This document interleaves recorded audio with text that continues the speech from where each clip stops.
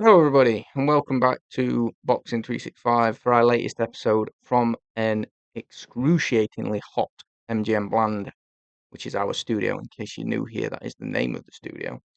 God, it's hot. It's so hot. I even think my head's wet. I was about to introduce the fights, and then I buffered. I think I'm overheating. We have got on this video, we're going to be talking about Harlem Eubank, David Papot, Kieran Molloy, and Sean Noakes, and also Diego Pacheco and, oh my God, what's his first name? Liam. I can't remember his first name. It's further down in the notes. And we're going to talk through all those fights, how we think they might go. Did you mention we're talking about Zelfa, Barrett, and Sikiru? And a couple of other honourable mentions as yeah. well. And if you're not subscribed already, please do subscribe to the channel. Last video got quite a few comments, which was really nice, so please do that again. That was our pound for pound video. If you've not seen that, go back and watch that. Make sure to comment, make sure to like, and make sure to check out our other stuff. But without further ado, we will get into the video. So, Harlem Eubank, David Papot to start with. It's on DAZN MF Pro for the vacant IBF International welterweight title. I need to apologise again that it's really hot. And I've got to be honest, we normally waffle. And this is me waffling, but I don't think there's going to be as much detail to me breaking down these fights because I've already forgot who Harlem Eubank is. Harlem Eubank, yeah, cousin of Chris Eubank Jr. Is that the guy who lost to Eggy Ben? That is correct. Eggy Benny. Eggy Benny. It's so Eubank's last fight out was Josh Wagner, I think. Yes. But after no, it was. Was it after he lost to Jack Catterall? You're right. Yeah, Josh Wagner. Yeah, sorry. So it was a decent win, really, against Wagner, who at times looked like he was going to cause a bit of trouble in that fight. Decent fighter, Wagner, to be fair. Yeah, definitely. Outside of that, he's had a few other decent wins. His last loss was his loss. Sorry, was against Catterall, who it was because of that horrible clash. I'm glad the cut stopped the fight. It was making me sleep. It was fucking shit. I watched it back. It was just very, and I think this is a story for Eubank. It's very active without being very active. It's very twitchy and feinty, and lots of trying to make you move. But then doesn't capitalise on the movement. Yeah, he doesn't always do a lot with that. I think particularly in the Catterall fight, and obviously it caused a clash of heads. He works in bursts as well, and bursts of like, I'm not doing a lot, I'm pretending to do a lot, and then tries to throw out a 1-2, normally gets in a bit too close. Finds himself wrapped up. Yeah, finds himself wrapped up, sort of ruins his own work. When he fought Wagner, he didn't struggle so much with the distance, but he didn't really put his hands together so much. Yeah. And when he is in close, he'll wrap up, he'll wait, and then he'll be back on the outside. He's got fast feet. He's got fast hands. I think he's better than people give him credit for, in all fairness. Because people just don't give him credit because it's like, oh, he's just another Eubank that's not going to be as good as Chris Eubank Sr. Yeah. But the reality of it is, he's an accomplished fighter. He's had some decent wins. Wagner, Timo. Tyrone McKenna. And he dropped him 3 times as well. Yeah, beat him up badly, didn't he? Really did. Timo Schwarzkopf, another fight that I thought was a really impressive performance from Harlem Eubank. But this is a tough fight, and bar Jack Catterall, which I think, let's be honest, styles make fights, and it probably wasn't stylistically the greatest fight in the world. Papo is a really, really tough operator. When extremely close with Liam Paro, you said off camera, hurt him, and you said you don't mean like a bit, like he took a step back. You would say like it's he rocked him a couple of times, like hit and really took the shape out of him, sort of thing. And what shape? Normal human shape. No, not like a hexagon. Yeah, he turned him into like slightly less shapy human. No, right. Yeah. In Australia, funnily, their snacks are called shapes. Oh, they? They're really nice. Barbecue flavour's my favourite. For any barbecue watchers. Thanks for that. It's all right. I'm ready. But yeah, no, he did. He hurt him a couple of times, I thought, and obviously closed that eye up pretty bad. Like you say, I think it was probably too close for comfort, really, for Liam Paro, that fight. But Papo's not actually, or his record doesn't have him down as being like a slugger or anything like that. So 30 and so he's 31-1. I think he's like only got 5 5 knockouts. stoppages. Yeah, so So he's not a notorious puncher, is he? no. But I think he's the kind of fighter he's not going to shy away from Eubank. No. He'll be happy to stand centre ring, and try and move towards him. And I think he's very easily hit. So I think that's a flaw. But I also think he's pretty tough. And Never been stopped, has he? yeah, and I think when Eubank ends up on the inside, there's a good chance that Papo's going to be able to rough him up, Yeah. and Eubank's not going to be able to hold enough. And especially depending on how it's refereed, if there's too much of that getting in close and wrapping and holding, I don't think a referee's going to enjoy that. So No, I think so. I think you. yeah, I don't know. It's a tough one because, like you say, Eubank better than people think he is. Agreed. World beater, no. World champion for me, no. Is this his level? Maybe. But I think Papo. I don't know. I think if you had a gun to my head, probably would maybe favour Papo. He's a bit. He's I getting on a little bit more. He's got a few years on Eubank, but I think it's a tough one to call. But I think I'm with you. I think I'd probably lean to Papo, and the only reason being is we've seen more from Papo at world level than we've seen from Eubank, and I don't mean that in regards to level of opposition or amount of fights. But he went. Bear in mind, Paro now a 2-weight world champion. Went the absolute to the wire with Liam Paro. yeah. A lot of people had him winning that fight. Harlem Eubank fought Jack Catterall in his only real world class step up, and it was appalling. And he didn't at any point look to be really successful. So for me, I would lean towards Papo. However, the winner, some good fights out there. If Eubank wins, hypothetically, let's just run it through. I've been thinking about this a lot. I would love to see him against Lewis Crocker. And the reason being, Lewis Crocker, notoriously a bit of a weak world champion. Everyone labelled it him, and we've already said that dimensionally, just not good enough, really. That you've got a guy who is a former world champion in Lewis Crocker come forward, bit one-dimensional against Harlem Eubank, who claims to have all these levels that we've still not seen. You beat Papo, go and beat Lewis Crocker. You go and beat Lewis Crocker, the world take notice. I think I want to. Yeah, like you said, I want to see how this goes. That'd determine whether I'm interested in that fight or not. To be honest, 100%. Yeah, this is all dependent on I obviously think Eubank taking the win. even if he wins, I think it's gonna have to be quite an impressive win for me to get behind that fight. For me to be really interested. I think.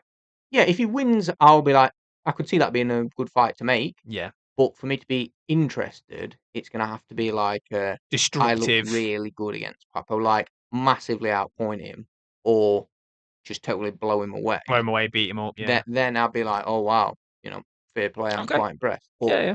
if it's not that, I'll just be a bit, Eubank just keeps plodding through, Plodding sort of through. not really. Fast hand, kept him at range. Yeah. Kept him at the end of that right hand, and that Which were is, it. don't get me wrong, I'm all for that. Yeah. But I don't know as that's going to be enough to get me excited for him fighting someone like a Crocker. And I do think I would favour someone like Lewis Crocker in that. Oh, yeah, I think I would. At the minute, I think anyway. I would, We'll as see it how stands. goes. Yeah, but good fight. Like I do like it, and interested to see how it goes. I'm actually quite invested in it. I've got to be honest. Yeah, let us know what you think. How do you think Eubank's going to get on? Is he gonna deal with Papo, or is it going to be a little bit harder maybe than we expect? I know you're coping with the heat because I'm still wet. Kieran Molloy, Sean Noakes, also on that card on the 18th of July. Also at welterweight, the IBF European welterweight title. Kieran Molloy 14-0, Sean Noakes 12-0. Noakes a little bit older. I love this fight. I think it's a really good fight. Kieran Molloy, we've spoke about Molloy a few times now because he's popped up on different shows that we've covered. And standout amateur, phenomenal boxer, absolutely brilliant, back foot boxer, 2s and 3s, pivots out, keeps his opponents turning. Really, really, really good fighter. But we've both touched on it. just hasn't fought the level of opposition. Now, I'm not saying Sean Noakes is a step up to world level. Obviously not. However, this is the sort of opposition that standout amateurs like Kieran Molloy should be testing themselves against. Noakes, better resume. Would you agree? Yeah, probably. Probably. I mean, a standout on Molloy would be Samo Mason. That's sort of his most standout name, I would suggest. Yeah, most familiar name, I would agree. But not quite. I don't think maybe quite as esteemed as some of the other fighters that Noakes has fought. Indabasi, Matthew Rennie, Jermaine Osborne Edwards. Matthew Yeah, Rennie was the standout for me because, again, it was no one expected Noakes to demolish him the way he did, and he absolutely did. they're not worlds apart, but yeah, I think you would say Noakes probably, although less fights, probably got a slightly more impressive resume. Yeah. So, yeah. But people always think with Sean as well. Obviously, he's brother of Sam Noakes. Mm-hmm. Sam Noakes is an absolute brawler. It is just, I'm going to get in your face and I'm going to smash the shit out of you for however long you're going to stand there and fight with me. Sean, not so much. Bit of a boxer puncher. Watch some of his highlights back because I just wanted to have a little bit of a recap because I was conscious that I didn't want to get any of it mistaken between the two brothers because they look so alike. But when I'm watching him back, it was kind of as I remembered him. Throws shots from awkward angles, fights from orthodox, fights from southpaw, switch hits. His lead shots, sorry, are very, very unusual. So he'll go from leading with a left uppercut to dropping back out of range and then switching, leading with the right. And he's very, very unorthodox, very difficult to read. Twitchy, similar in a lot of ways to, like you say, about like the Harlem Eubank, for example. But capable, and he can bang a bit. So I think this is going to be one of them fighters of who can do their job for the longest. Because Molloy's going to realistically going to want to stay out of the way for middle rounds. Noakes is going to want to cut that ring off. Cutting a ring off against a fighter who's as good as pivoting as Molloy is, that's going to get frustrating when you're walking him into a corner and he drops, pivots, comes underneath, and fucks off, and you're there going, got to go over there again. Yeah. And it's like, do you know what I mean? And that for me, though, is why it creates that intrigue. It's an incredibly, incredibly tough clash of styles. Yeah. Yeah. I think, like you say, it's going to be a matter of who can execute their game plan best. Can the cutting off the ring and trying to contain Kieran Molloy, is that going to actually work for Sean Noakes, or is Molloy going to be too good at getting out of the way, moving around the ring? And then it becomes a long night for Sean Noakes. Tough to say, really. I think, again, this is one of those fights where I think you'll learn quite a lot. I think you'll be able to take away from it and go, okay, either yeah, we're right, Molloy hasn't fought at this level yet, and it's not quite gone his way, or equally, Sean Noakes, although performing well so far, unbeaten, the amateur standout Kieran Molloy, just too good of a boxer. So yeah, I think it's going to be interesting, and I'd like, again, a little bit like the other fight, to see what happens with then the winner. I mean, we're going to have IBF European title there. Yeah. What next then? Where did he then look to go? We won't go on it too much because we'll talk about this if we do our recap, but that'll be really interesting, I think. And maybe you're looking at one of the losers of the fight further up, or potentially some of those other welterweight clashes we've just seen the back end of. Maybe start pushing towards some bigger fights. I agree. Couldn't agree more. Really good. Couldn't agree more. There are a couple of other fights on that card specifically that we'd mention quickly. Finley James, Jake Henty, both 9-0 for the vacant southern area welterweight title. Also welterweights. And heavyweight Matty Harris is supposed to be on that card as well, but not yet matched up.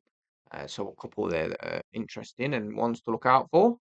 Now we're going to hop overseas though now for Diego Pacheco and Emmanuel Alim. I wouldn't have got that. Which is going to be on the Sunday. Is it Sunday UK time or is it a Sunday fight card? Said Sunday at 12. Really? 12. Wow. Okay. No, fair enough. I must have written that down wrong. That seems Might have got that wrong, folks. Could be wrong. I will just check it, but talk about it. Let's get going. WBC silver and the WBO international super middleweight title. Now Pacheco's been, since turning pro, he's turned heads. He's looked really good. I know when he was early in his career, I think only sort of 9-10 fights in, I remember messaging you I've just seen this guy on undercard. He looks phenomenal, and here he is now, cusp of a world title, and some concerns when he fought Sajo, just purely because for anybody who didn't see that, Sajo actually did knock him down. It wasn't a controversial slip, nothing like that. It was a knockdown. Clean, yeah. Probably balance related. Didn't particularly look hurt, but it was a knockdown, and that's maybe something to just look at and go, okay, keep your eye on that. Is that a flaw? Is that a weakness? It seemed like a lapse of concentration, is how I would sum that up. To be Still a honest with young you, man as well, isn't he he? is. Yeah, he is. He's only 25. But I think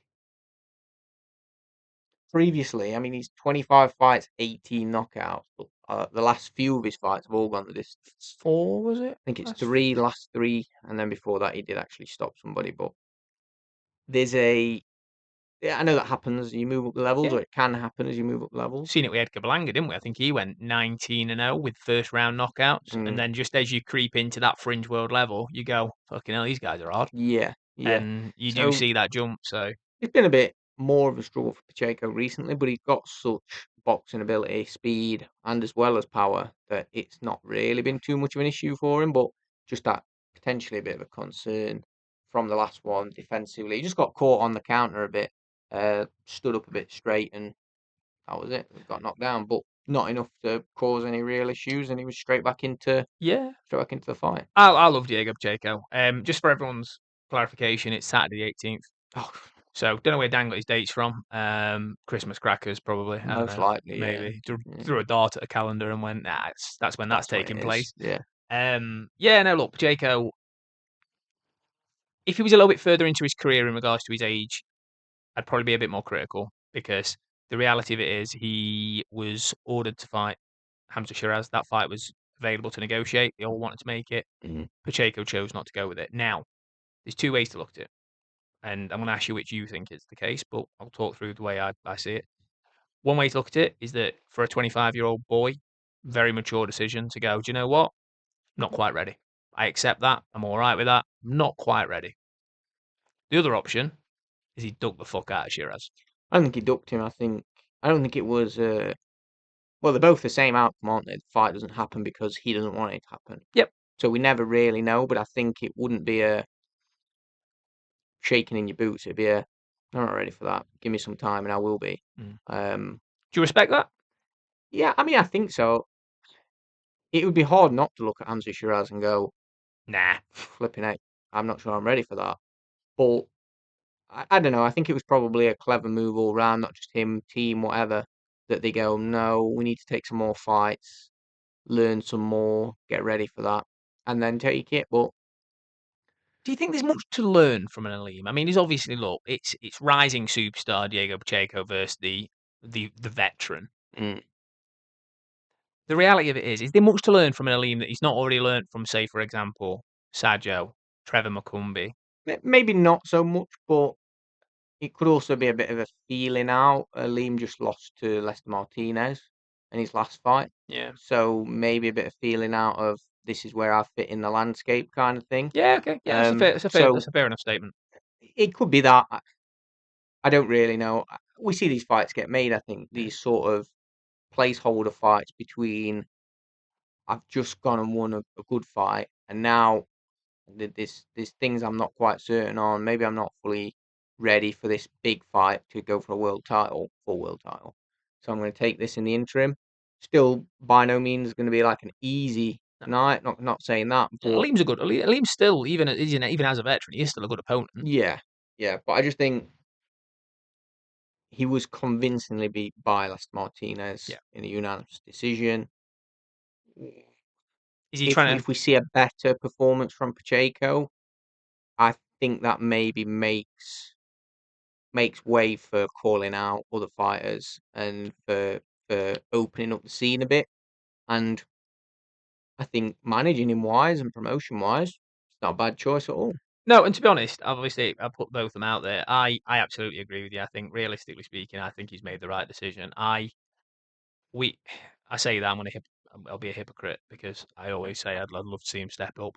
The reality of it is we're fickle, aren't we, boxing fans? Yeah. And we want everything we want, and we also want everything we don't want, and we also don't want things to happen when it doesn't suit us. And if it happens too early, then everyone else is to blame, not us. The reality of it is Pacheco and his team has looked at it, and obviously Pacheco's had a change of coaches, change of teams recently in regards to his corner. He's looked at it and gone, "This ain't a good time. Yeah. This ain't a good time. I'll knock Hamza Shiraz out later." I think is what he thought. Maybe. And Hamza Shiraz is probably absolutely grateful for this. Hamza Shiraz, I've heard, has actually said, "I'm really glad Pacheco didn't take that because then I can fight Begic." And That was ridiculous. Begic was the furthest away from a world title I've ever seen. I think I'd have survived just as long. I don't think you would. Yeah, but that's our. I mean, what do you think? Should Pacheco deal with this pretty easily? If he does, what will he do next as a prediction? What's he going to go for next? Who knows? But let us know what you think in the comments. Hi, mate, Mungie. That's what I'd like. Ooh, I'm wet. Can you see my face? It's got sweat on it on the camera. I don't know. I'm not looking at you. All right, fair enough. Sorry. Quick honourable mention for an interesting fighter on that card, Andy Cruz. 6-1, obviously. Last time out, lost to Murataya when he challenged for the title in just his seventh fight.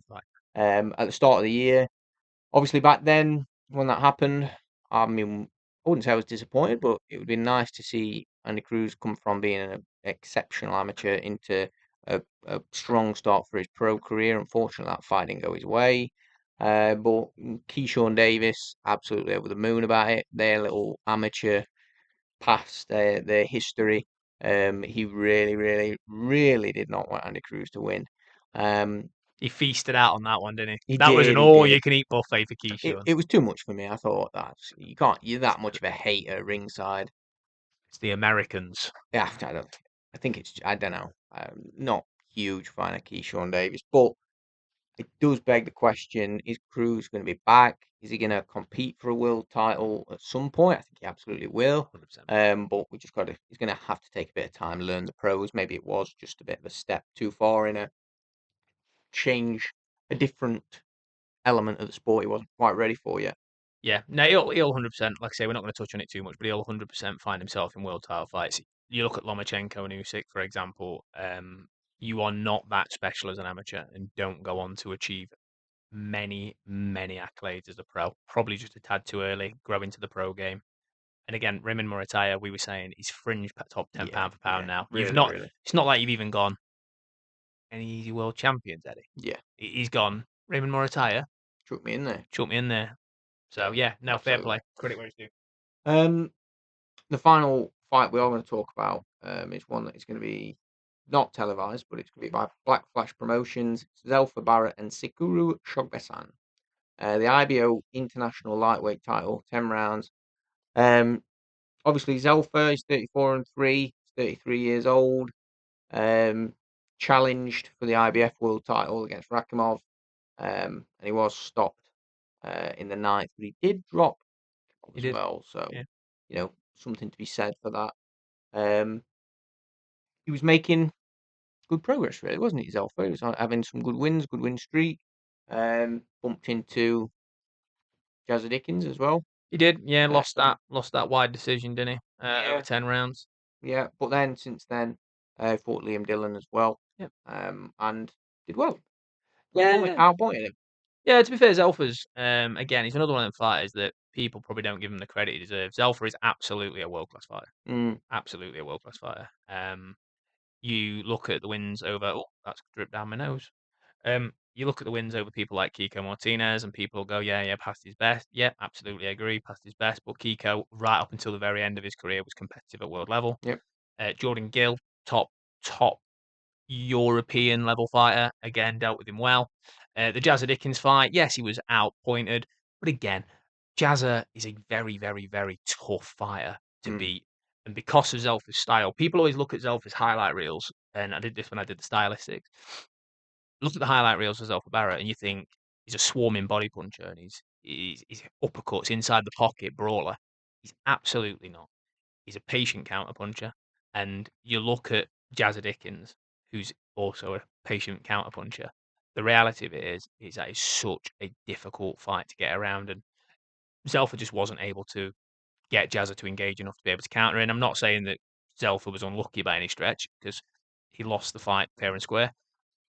But you've lost to a former world champion now. Obviously, picked up the WBA belt. And yeah, Zelfa, for me, we'll talk about the opponent in a second. But for me, this is one of them fights that, despite the opponent's obviously his record and he's got his own accolades, I think this could be a 4 or 5 round walkover for Zelfa. I Really? think we'll see levels. I mean, I hope we see levels. I'm a big Zelfa Barrett fan, so Yeah. I mean, his opponent, 31 years old, southpaw from Nigeria. Decent record, 24-3-2, 11 knockouts himself. Only ever fought 10 or more rounds on 5 occasions within his career. Couple of early losses in his career as well, right at the start. yeah, literally Um, 1 and 2. yeah, Fucking fair yeah. play. But it's not. It could be. I know you say potentially a walkover, but it could be a decent fight. It just depends what Sikiru brings to the fight, doesn't it? It depends what version of him shows up, whether he's taking it as a serious, maybe an opportunity for him to go, no, I want more big fights like this. I want to Like get paid. Siko Nakatali, Yeah, yeah, for example. yeah, Yeah, yeah. He comes out here and goes, nah, I'm taking this by, I'm taking it by the balls, sort of thing. yeah, yeah. Then it could make it an interesting fight. But like you say, Zelfa's got buckets of, he's Yeah. quality, isn't he? Really. So It's yeah, hard it'd be as well interesting. because obviously with his opponent, the amount of footage that's available to really analyze and look Mm, and break mm. down, There's not a lot not really, is brilliant. there? And what is out there isn't particularly good quality. However, I'm confident enough in Zelfa's ability here that, realistically speaking, from what I've seen, his opponent's gonna come forward, look to let his hands go, try and make it difficult. Hasn't got a lot to his game, hasn't got a lot of variety. Generally speaking, doesn't tend to step left or right when throwing his shots. I think, realistically speaking, Zelfa will continue to just work him over onto that left hook, and I think that'll be the shot that closes the show. Yeah. Yeah. But again, I do like Zelfa, so there's probably a little bit of unconscious bias from the heat stroke. So Probably. I've mentioned it's really hot. You have. That is now the end of all of our card that we're going to talk about, all the fights we're going to talk about. So, Tom, yourself, your predictions for the winners, please. So, we've got Eubank, Papot. So split on this one. I'm gonna go with what we spoke about, and we both said with edge Papo. So I'm gonna go Papo. Nice. Molloy, Noakes. I rate Molloy too heavily as an amateur to not back him, but I think it's going to be fucking razor thin. I really do. So, but I'm going to go Molloy. Pacheco, Liam. I think Pacheco. I think we'll see him back stopping opponents. I think he'll soften up the body of the veteran and stop him probably 9 rounds. And then Zelfa and Sikiru. Yeah, stand by what I said. 4th or 5th round. Left hook or a right uppercut would probably be my shot of choice. I'm being very specific today. You are. Of these fights, what's going to be the one to look out for this weekend? Well, Zelfa's not televised, so not a fat chance of watching that. But if you are local, go buy a ticket. Great show from Black Flash Promotions. I'm going to say that for me, it's got to be Molloy Noakes. Most intrigued by it. Two fighters this is a step up for both of them. Molloy has all the ability in the world, and everyone talks about the fact that he's a future world champion. This fight will tell us a hell of a lot, so I'm super intrigued for that. I think the Eubank Papo fight could just be a bit messy, I'll be honest. And Pacheco, to be honest with you,